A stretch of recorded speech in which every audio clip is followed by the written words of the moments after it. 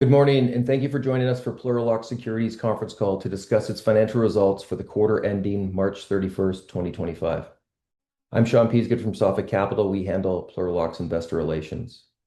On the call today, we have Plurilock CEO Ian Paterson. During the call, all participants are in a listen-only mode.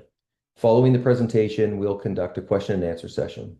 We encourage you to submit your questions through the Q&A tab at any time, and management will answer them following their prepared remarks. Before Ian discusses the results, I'd like to remind everyone that certain statements in this call may be forward-looking in nature.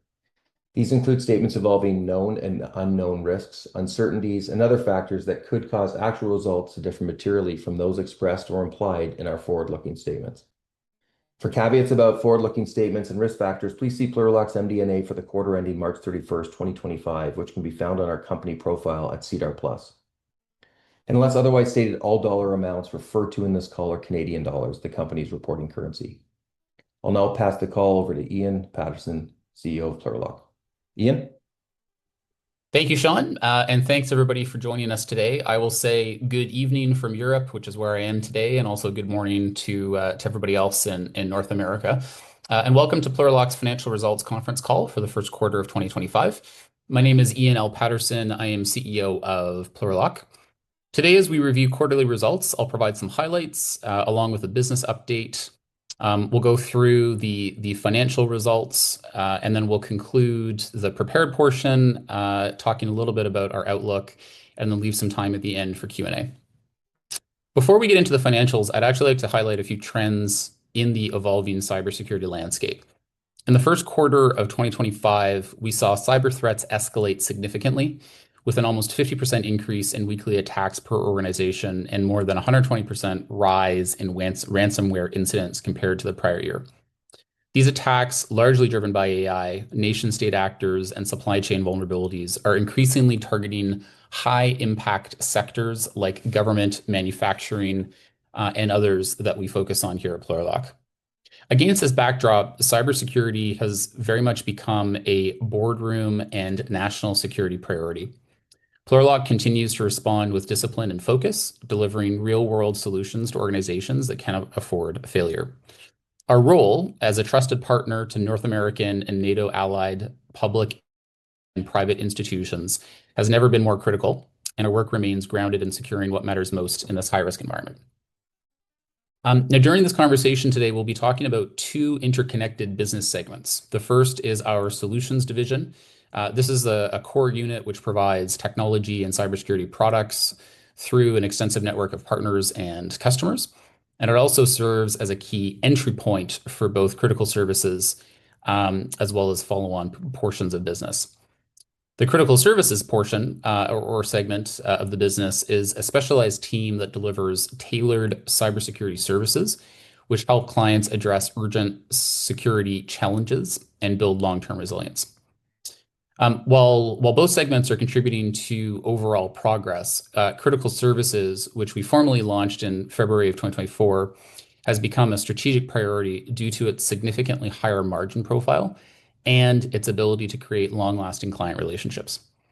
Acting as a trusted cybersecurity advisor, Plurilock brings deep domain expertise in regulatory compliance, security architecture, and technology integration to support government agencies in Canada and the US, as well as large global enterprises.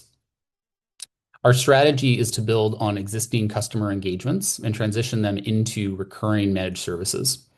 By introducing adjacent high-value offerings through our reseller network, we help clients solve more of their cybersecurity challenges, deepening relationships, increasing retention, and ultimately enhancing profitability. Let me walk you through a few highlights from the quarter. So the first part is that with the implementation of our new accounting policy at the end of Q4 2024, which we talked about during our last investor call, this focuses on recognizing revenue from software and services over time rather than upfront. And so recognized revenue for the first quarter of 2025 was 19 million, which was an increase of 48% over the new adjusted Q1 2024 revenue of 12.8 million. Gross sales bookings of 11.7 million for the first quarter of 2025 and this is an increase of 4.1% from our previously reported $11.2 million revenue in Q1 2024. Now, gross sales bookings are unaudited numbers, but reflect what our revenue would have been had we continued to report with the same accounting policies as we had in the past. Our critical services business grew 178% year over year to $3.9 million. This area of the business has been central to our strategy, and we intend to maintain focus here. Now, this focus aims to strengthen margins over time by expanding our revenue mix and building deeper recurring services relationships, and we're already seeing positive results. Gross profit increased 28% year over year to $2.3 million, with a slight dip in gross margin percentage to 12.2%, down from 14.2%. Now, this is due to the increase in resale revenue for the quarter and a higher revenue overall compared to the comparative period. It's important to note that getting a foot in the door opens the flywheel with clients, whereby we begin to penetrate deeper and expand capabilities. So the increased resale has strong potential to lead to further cross-sell and upsell opportunities. And lastly, in the first quarter of 2025, we announced nearly $10 million in new business across a range of high-value clients. And this included multi-year critical services contracts in both the U.S. commercial and public sector markets. These contracts reflect growing demand for high-trust, recurring cybersecurity services and validate our strategy of deepening customer relationships through hands-on technical leadership.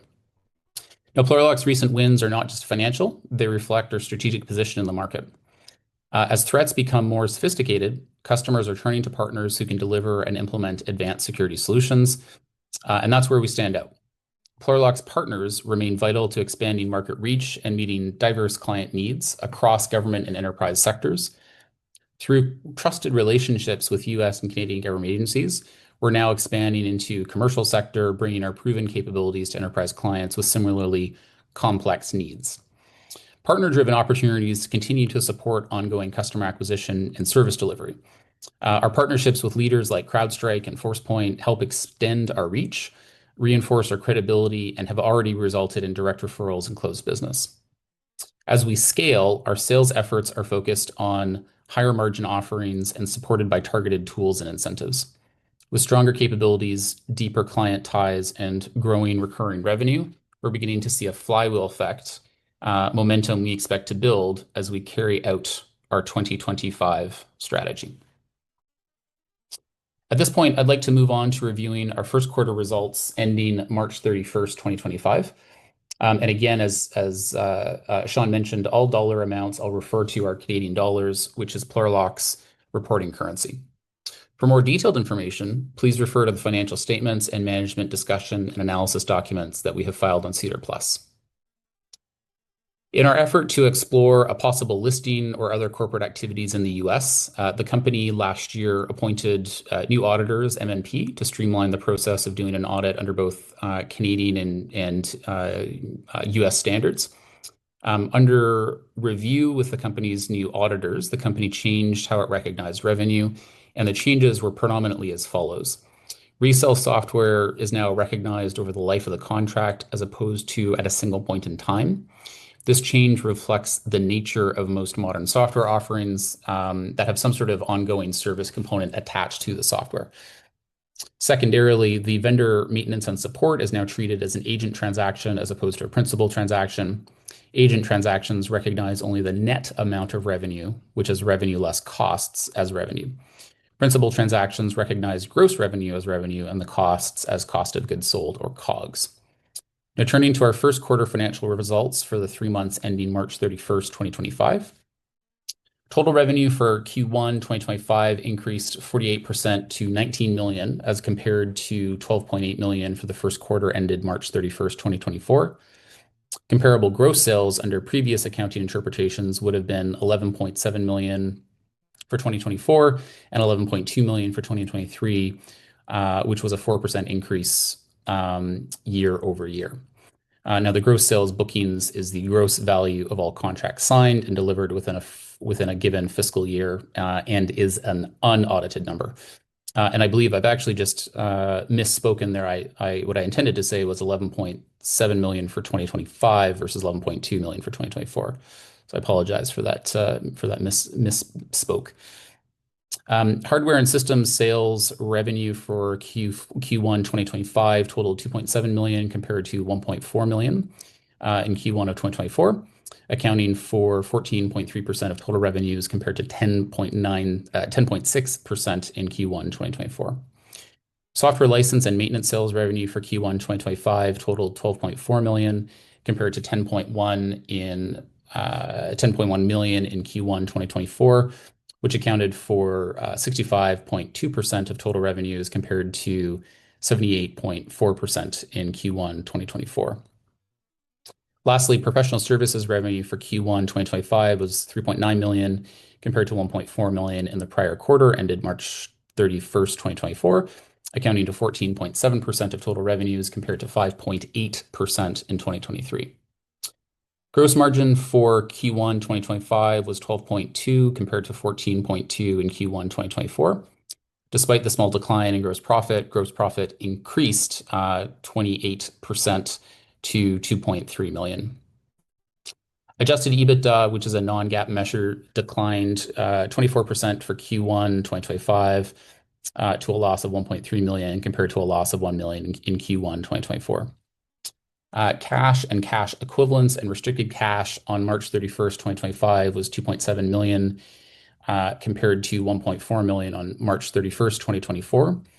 And also worth noting, the company has an additional $7.8 million of unused credit facilities at the end of March 31st, 2025. This concludes the financial summary for the first quarter of fiscal 2025. And moving on to the outlook for the year. Plurilock reiterates the outlook provided on May 1st, 2025 during our fiscal 2024 results webinar approximately a month ago. Plurilock began 2025 with strong momentum and a clear focus on scaling high-margin services and delivering long-term value after investing in sales in 2024. With strong relationships across some of the most security-conscious institutions in North America, our critical services business continues to expand, and our pipeline reflects real demand for practical and effective cybersecurity solutions. Plurilock expects continued progress in our critical services business, supported by strong interest from both partners and customers. Following recent successful engagements, the company is experiencing a notable increase in word-of-mouth referrals and inbound inquiries. This growing demand highlights the value of Plurilock's hands-on cybersecurity expertise, and the team remains focused on converting these opportunities into long-term customer relationships. This year, Plurilock is focused on expanding in the North American market while responding to select inbound international opportunities. As cyber threats grow more frequent and more severe, organizations are under increasing pressure to improve visibility, strengthen cyber defense, and respond swiftly.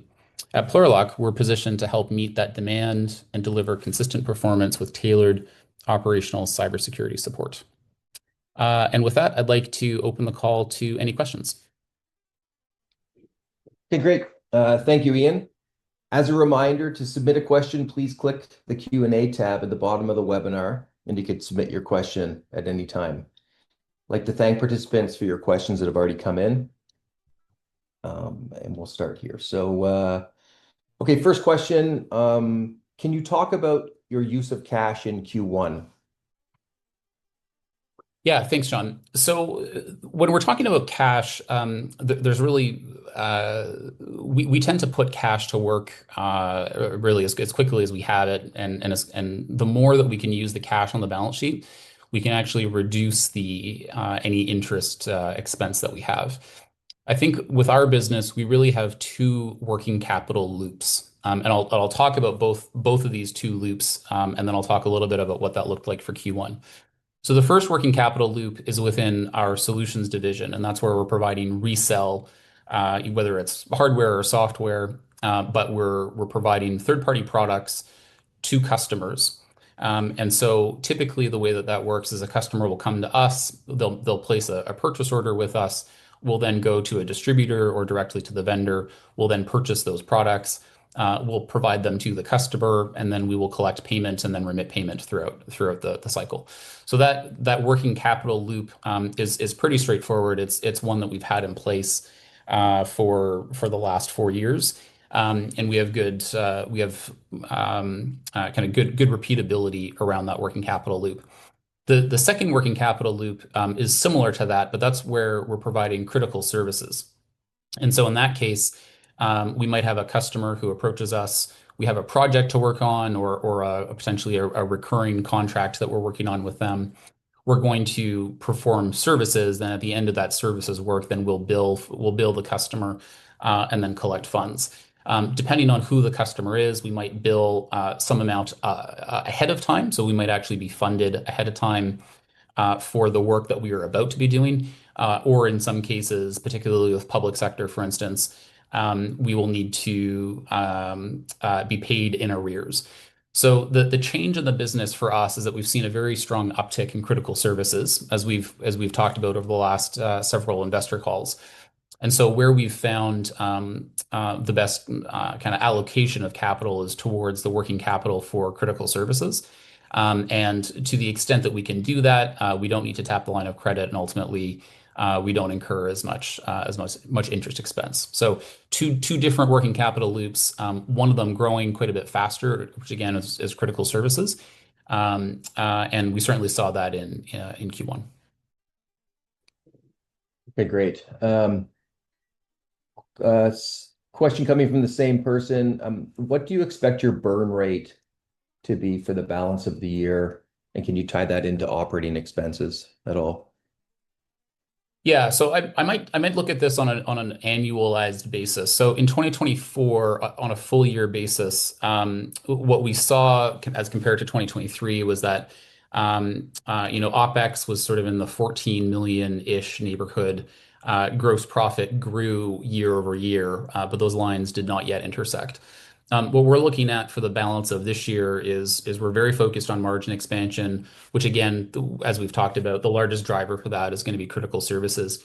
We also expect OpEx to decrease. And so some of the activities that we have in place, which includes leveraging some of our offshore hiring centers, as well, frankly, as adopting some of the initiatives around our own internal adoption of AI.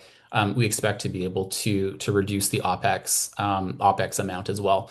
The one thing that I would say for Q1 as compared to the balance of the year is we did front load some of the projects that we have. So for instance, we've talked about the PCAOB audit and some of the other corporate activities that we wanted to do. And those expenses were landing in the first half of the year as opposed to the second. But they're not necessarily expenses that flow the full way through. So we were pretty intentional about wanting to make some specific investments in the first part of the year. And then we're also expecting some of those initiatives to bear fruit later on. So all that having been said, we're focused on growing margin. We're focused on reducing expense. And that's sort of how we see the remainder of the year. Okay, great.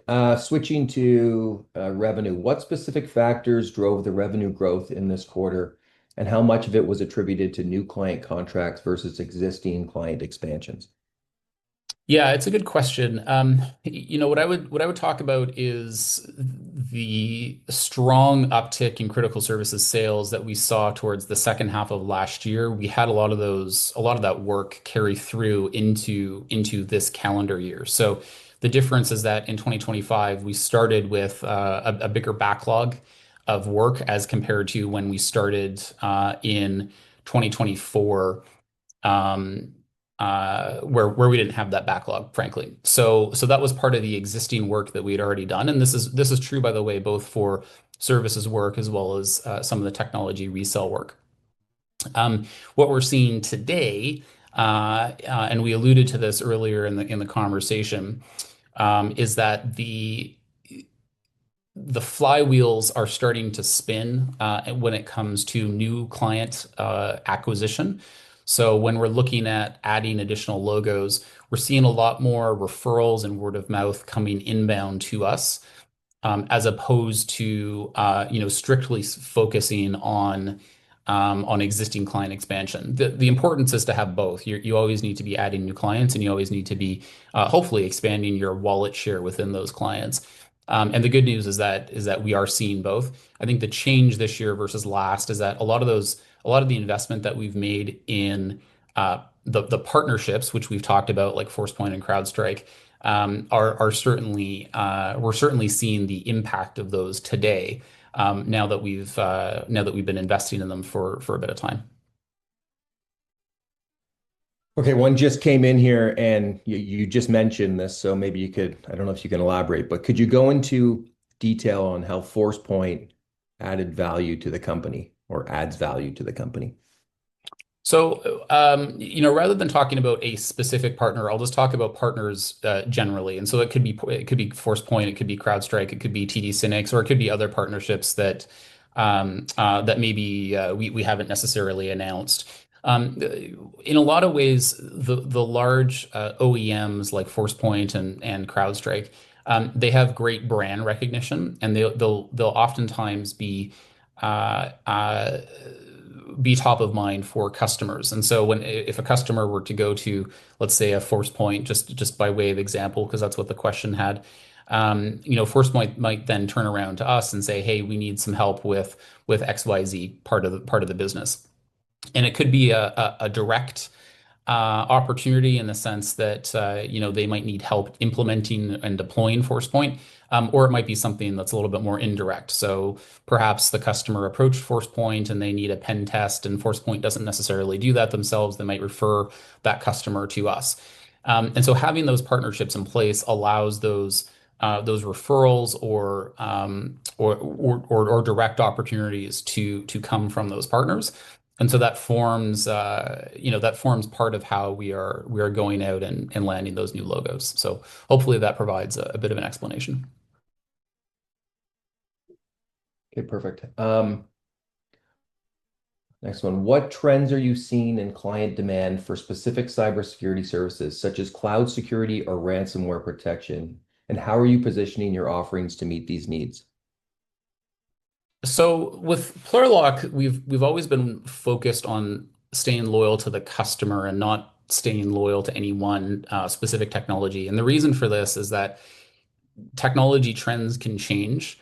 So for instance, I don't think anybody was really talking about quantum security 5 years ago, and today it's not an uncommon conversation to be having with customers today around quantum preparedness and understanding the impact of quantum computing and how that might impact customer environments and specifically their security.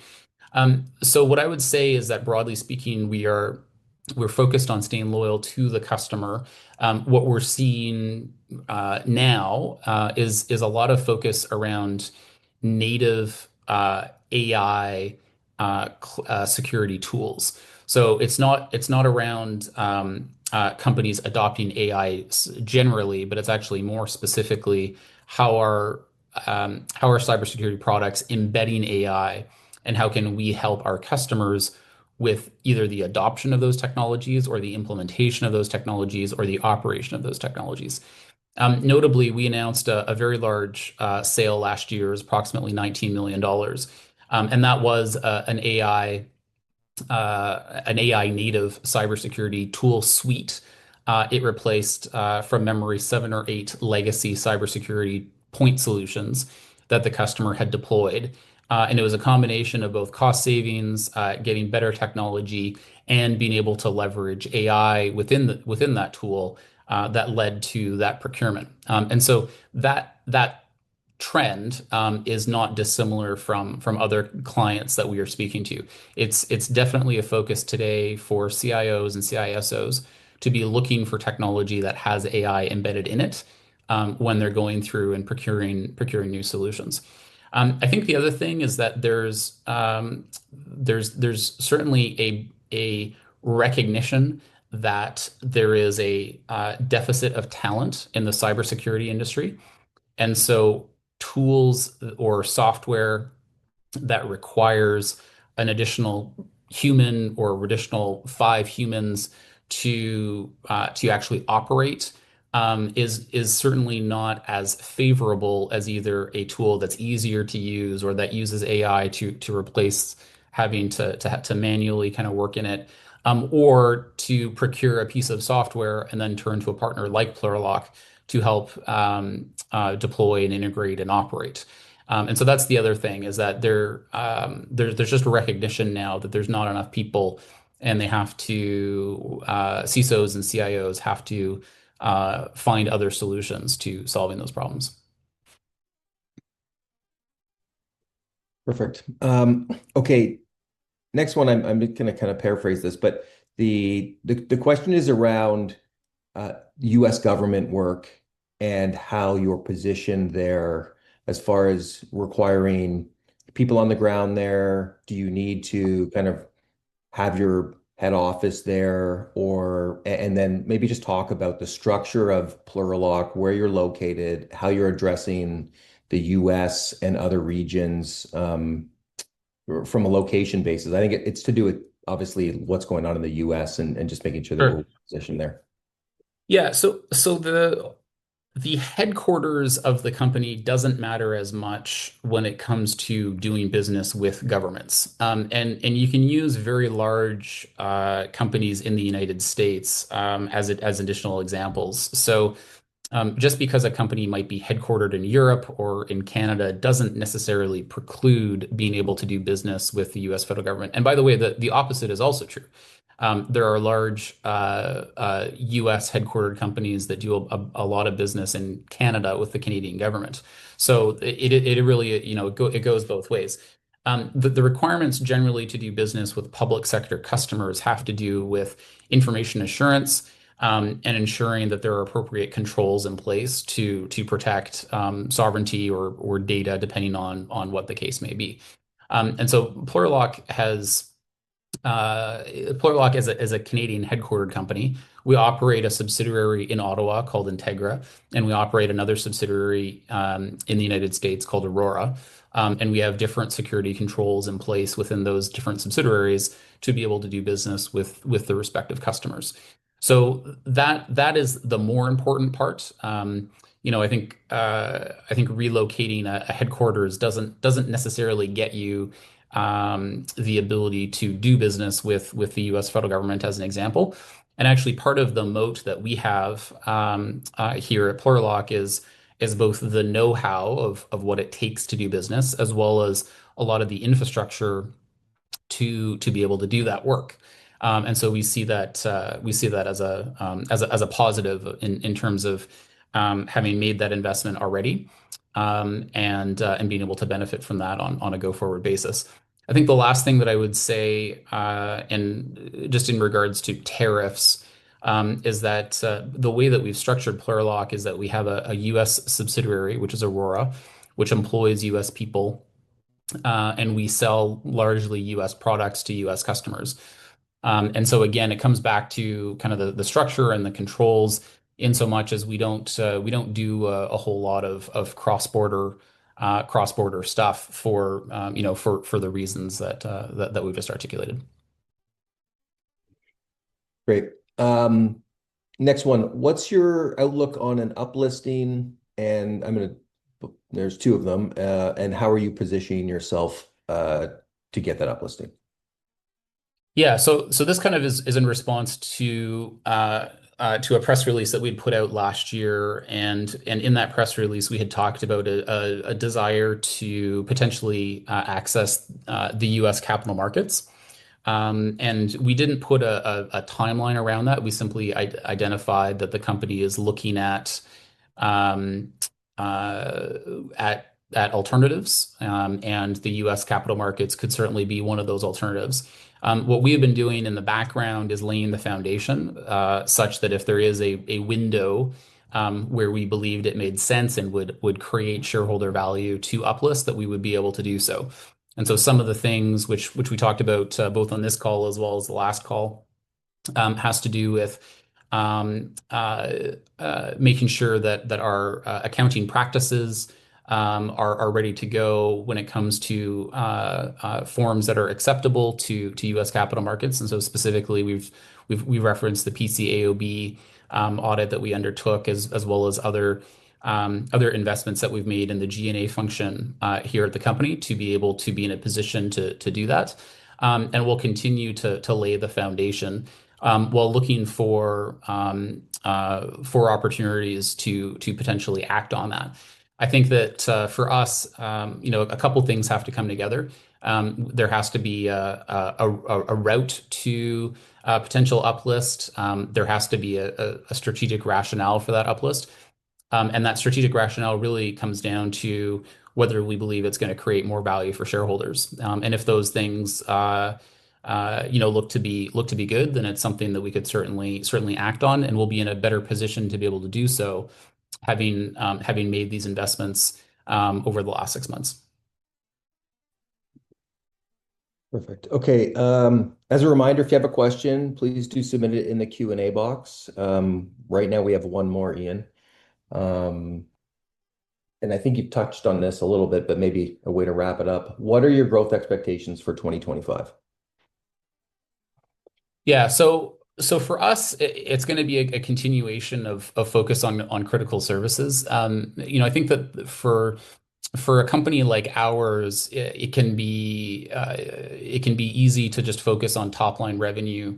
And the way to do that is to over-index on the solutions division, go after million-dollar deals, but they might be fairly thin in terms of margins. And so for us, what we're looking for is growth overall, but specifically growth around gross margin. And the other thing that focusing on critical services does for us is also give us a vehicle to be able to focus on either recurring revenue or highly repeatable revenue. So we're going to continue to focus on critical services. We're going to continue to deliver on the existing clients that we have. We're going to continue to respond to incoming opportunities that we're starting to see come inbound as a result of the partnerships that we have and some of the foundations that we've been laid, or that we have laid. And that's going to be the story for the balance of the year. Great. Okay. Well, there's no further questions at this point. If you weren't able to ask your question or have any other questions after the call, please reach out to us and we'd be happy to answer them. Our contact information is available on the screen in front of you. I'll pass the call back to Ian now for closing remarks. Well, I'd just like to thank everybody for listening in. I see some of the same names for this call as last call. It's a pleasure to see you again. And we look forward to continuing to share our progress with you in the quarters ahead. Thanks, Sean. Excellent. This concludes our call for our Q1 2025 results. We thank you for joining. Have a good day.